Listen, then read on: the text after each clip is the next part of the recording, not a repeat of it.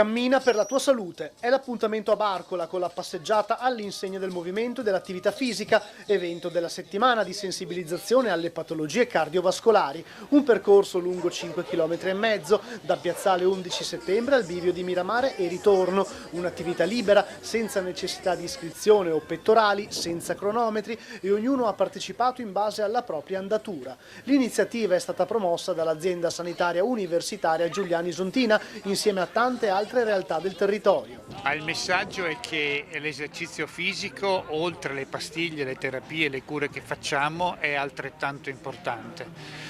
Non è sempre facile ogni giorno essere motivati per muoversi, camminare di più di quello che si fa di solito, ma è un messaggio che dobbiamo veicolare quotidianamente per ricordare alle persone che non ci sono solo le pastiglie, che le malattie croniche si curano muovendosi, che muovendosi si allontana il momento in cui ci sarà disabili e si avrà difficoltà a muoversi, allunga il tempo di vita in buona qualità e anche per certi versi allunga l'aspettativa di vita. Quindi un messaggio molto forte che vogliamo ricordare ogni giorno ai nostri pazienti cronici. Quello di domenica è stato un incontro molto partecipato con decine di persone che hanno indossato la maglietta ricevuta in dono dall'organizzazione. Al termine della camminata, merenda per tutti. È importante sì, perché per noi specialmente cardiopatici ne fa bene. Ecco, anche un po' di aria fresca.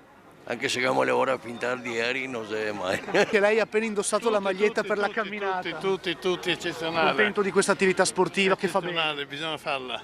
Bisogna farla, la giornata è meravigliosa. Prontissima. Ci si sveglia anche col freddo, non Sì, importa. senza problemi. Il messaggio dell'iniziativa è chiaro e rivolto a tutti. Bisogna muoversi ogni giorno per contribuire a mantenersi sani.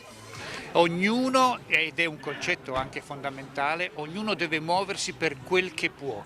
Quindi la persona che ha 85 anni può fare anche ogni giorno 10 volte 100 metri, che è già qualcosa, si alza, si muove, gira in casa se non riesce a muoversi, si può uscire, magari è una bella stagione, oggi è un po' freddo, si muove, fa delle camminate per quel che è possibile, chi può fare di più fa di più, ognuno deve fare quello che si sente ma ogni giorno.